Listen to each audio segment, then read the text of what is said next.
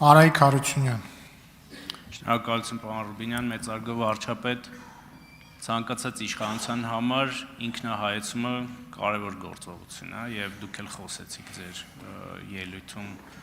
այդ երևույթի մասին, հատկապես այն իշխանության, որ երկար ժամանակ է իշխանության, իսկ մենք արդեն 9-րդ տարում ենք իշխանության գտնվում եւ այդ համատեքստում կարևոր է, որ իշխանությունը գործադիրում եւ խորհրդարանում հետևի են քննադատություններին, որոնք կան դաշտում, եւ եթե անհրաժեշտ է դրանք անհեթեթություն չի արձագանքի, եթե խնդիր կա, դրանց լուծումներ տա, եւ վերջին 20 օրերին այդպես պարտաճանաչորեն հետևել եմ անդիմության բարձրացած հարցերին, դրանք դուրս են բերել տարբեր հարթակներում քննարկելու համար եւ մի խումբ հիմա հարցեր եմ դուրս բերել, որ կուզեի ձեր կարծիքը իմանալ դրա մասին։ Ընդդիմությունը անընդհատ եւ խորհրդարանական ընդդիմությունը խոսում է դատաիրավական համակարգի մասին եւ հատկապես խոսում է մի քանի երևույթների մասին, օրինակ անմեղության կանխավարկածի ինստիտուտի ոտնահարում, կալանքը որպես պատիժ օգտագործում, խոսում են դատավորների մասին, որոնք ըստ նրանց այդպես ընտրվել են, որպեսզի իշխանության համար որոշումներ կայացնեն։ Ակնհայտ է, որ այստեղ կարող են լինել եւ մանիպուլյացիաներ, բայց նաեւ կարող է լինել ճշմարտություն, որին մենք պետք է առերեսվենք։ Դուք դատաիրավական համակարգի բարեփոխման մասին խոսեցիք, կուզեի այս երևույթների մասին անդրադառնանք եւ արդյոք այստեղ գործադիր անելիք ունի սրա հետ կապված։ Ես այդ երևույթի մասին խոսել եմ ինքս մի քանի առիթներով, որովհետև երբ որ 2018 թվականին կառավարության քաղաքական դիրքորոշումը եղել է հետևյալը, որ գործադիրը գործ չունի դատական իշխանության հետ եւ դատական իշխանության նկատմամբ ազդեցություններ գործադրելու հետ եւ մենք հրաժարվել ենք այդ գործելակերպից, իրականության մեջ ինչ է տեղի ունեցել։ Եղել են շրջանակներ, որոնց ես անվանում եմ մաֆիոզ շրջանակներ, որոնք ասել են, «Էս ինչ լավ է»։ Գործադիրը հրաժարվում է դրանից, եկեք գնանք մենք այդ նիշան զբաղեցրենք եւ զբաղեցրել են։ Ես ասում եմ 2026 թվականի խորհրդարանական ընտրությունների նախընտրական քարոզարշավում իմ ամենամեծ բարդությունը եղել է պատասխանել մարդկանց հետեւյալ հարցերին. ինչի է այս մեկը ազատության մեջ, ինչի է մեկը ազատության մեջ, ինչի է մեկը դատված չի, եւ այլն եւ այսպես շարունակ։ Եվ ինձ համար դժվարություն է բացատրել, որ ժողովուրդ ջան, դա ինձ հասցեագրված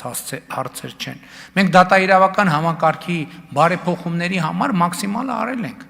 բայց հիմա պարզվում է դրանք ինձ հասցեագրված հարցեր են, եւ բայց խնդիրն այն չէ, որ դրանք հասցեագրված են այդ հարցերը։ Խնդիրն այն է, որ Հայաստանի Հանրապետության ժողովուրդը, որ իշխանության կրողն է, ունի հարցեր, որոնց պատասխանը պետք է ստանա։ Այսօր խոսում են քաղաքական հետապնդումների մասին։ Ես խոսում եմ քաղաքական չհետապնդումների մասին, որտեղ մարդիկ կան, ես չեմ հասկանում, լավ, ես այս ամբիոնից էլ եմ ասել։ Ես կոնկրետ դեպքերով ասեմ, ես չեմ կարա բանանեմ, հավատամ, որ ինչ որ մարդիկ միջև հիմա պատասխանատվությունից խուսափել են այն պատճառով, որ դատաիրավական համակարգը արդար է։ Իրանք ընդհակառակը պատասխանատվությունից խուսափել են այն պատճառով, որ այդ կոռուպցիոն կապերը շարունակում են մնալ։ Եվ ասենք ենթադրենք հայտնի նախկինից 2000 մինչև 18 թվականը հայտնի ընտանիքներ կան, որոնց անդամները այսօր դատավոր են, չգիտեմ ինչ են, որոշումներ են կայացնում, խնամի են, ծանոթ են, բարեկամ են։ Ինչի են նրանք դեռևս դատավոր, որովհետև սահմանադրական պաշտպանության ներքո են։ Այսինքն քաղաքական իշխանությունը օրինական ճանապարհ նրանց այնտեղից հեռացնելու չունի։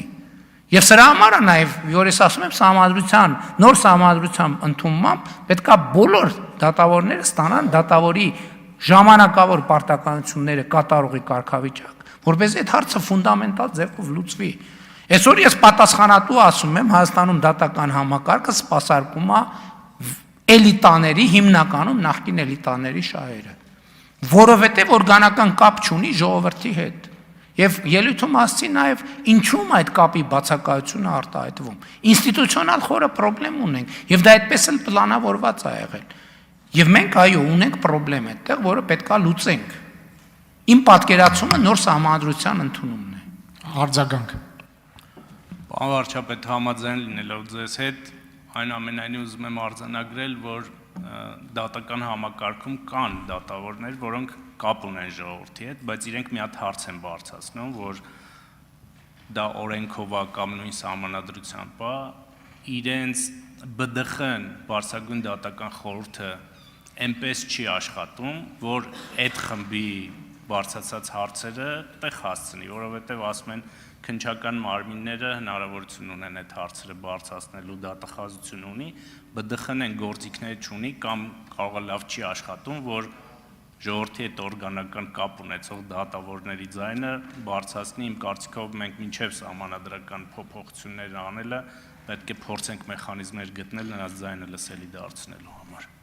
Ճիշտն ասած, մենք միշտ էլ պատրաստ ենք ցանկացած ձայն լսել, բայց նաև այստեղ շատ կարևոր է, որ հանրային գոհունակության աստիճանը, օրինակ ես տպավորություն ունեի, թե հանրային գոհունակության աստիճանը էականորեն փոխված է, բայց նաև